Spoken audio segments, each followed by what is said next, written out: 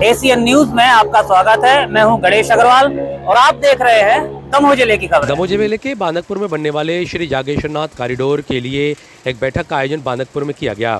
राज्य मंत्री धर्मेंद्र सिंह लोधी ने बताया कि 100 करोड़ रुपए की लागत से एक कॉरिडोर बनाया जा रहा है। यह काम 5 चरणों में संपन्न होगा। मध्य प्रदेश शासन के पूर्व वित्त मंत्री और दमोह के विधायक जयंत मलैया ने संस्कृति राज्य मंत्री धर्मेंद्र लोधी को पूरे जिले की ओर से बधाई दी। वहीं विधायक हटा श्रीमती उमा देवी खटीक ने कहा कि महाकाल लोक की तरह जागेश्वरनाथ धाम कॉरिडोर बनने जा रहा है। तन मन धन से इसमें उनका सहयोग रहेगा। कॉरिडोर निर्माण संबंधी बैठक में प्रेजेंटेशन के माध्यम से पूरी रूपरेखा दिखाई गई। इस दौरान मध्य प्रदेश शासन के राज्य मंत्री लखन पटेल भी मौजूद रहे। Bureau report Asian news. जो पश्चिम और उसके बाद धर्मशाला है।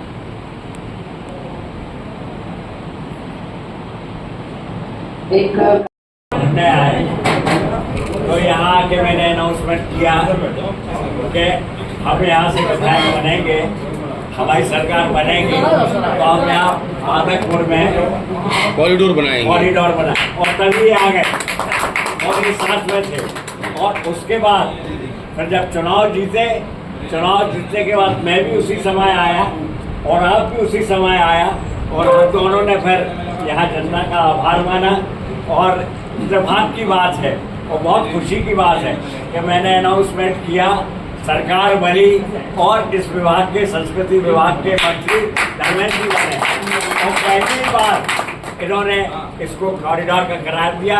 इसके लिए मैं पूरी जिले की ओर से, पूरे क्षेत्र की ओर से और अपनी ओर से बहुत बहुत आपको धन्यवाद देना चाहता हूँ, आपको बधाई देना चाहता हूँ। इस काम में आपने जरा भी देर नहीं की, बहुत बहुत धन्यवाद।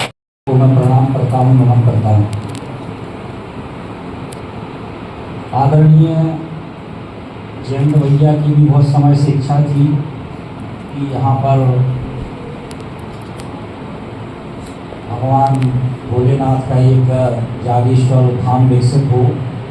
जैसा कि आदरणीय ने बताया कि पूजा पाठ करने हम भी आए थे, भाई साहब भी आए थे, तो उस समय मंच पे भी ये बात हुई कि भाई ये जागेश्वर धाम का विकास किया जाए। उस समय मैं विधायक ही था, मंत्री नहीं था, लेकिन सौभाग्य से उस मंच पर मैं भी उपस्थित था। तो भगवान जागेश्वर नाथ की कृपा बनी और मुझे उन्होंने वो मंत्रालय दे दिया जिसमें भगवान जागेश्वर नाथ का एक कॉरिडोर का निर्माण किया जा सके। तो लगभग 100 करोड़ की राशि से ये कॉरिडोर बनेगा और 5 कितने फेज में है काम? 5 फेज में ये काम होगा।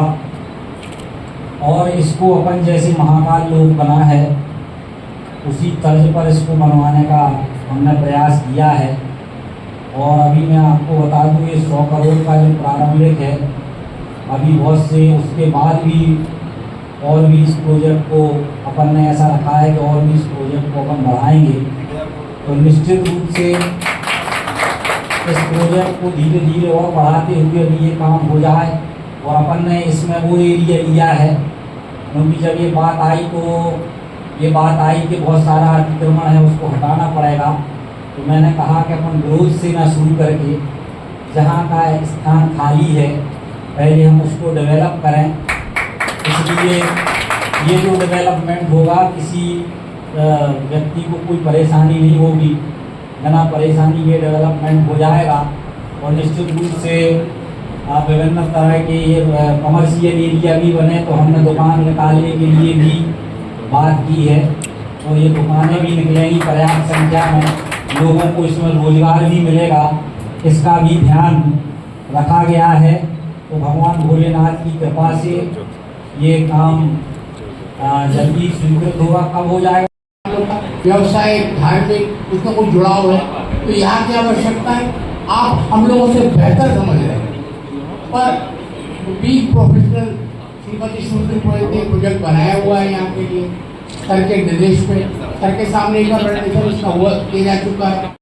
बड़ी ही प्रसन्नता का विषय है कि बांदकपुर में जागेश्वर धाम का एक व्यवस्थित कॉरिडोर बनाने की योजना बनी है जो लगभग 100 करोड़ रुपए की लागत से बनेगा।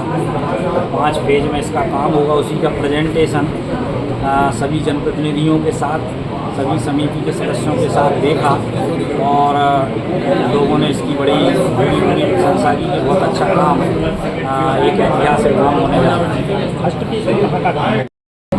उज्जैन जैसे उज्जैन में महाकाल लोक, ऐसे ही हमारे दमोह जिले में बांदकपुर जागेश्वर नाथ को भी एक लोक बनाया जा रहा है।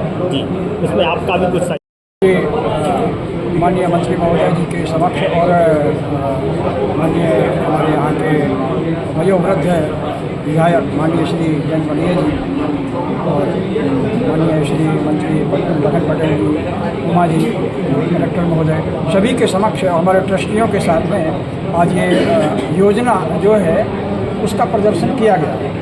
भविष्य में कैसे, कहाँ पर कैसे क्या निर्माण होना है, और ये विशेष ध्यान दिया गया है कि जो बाहर से आने वाले दर्शनार्थी हैं वो सुविधापूर्वक व्यवस्थित तरीके से आनंदमय भगवान भोलेनाथ के दर्शन कर सकें और उनके लिए मूलभूत जो समस्त सुविधाएं हैं उनका भी विशेष ध्यान रखा गया है।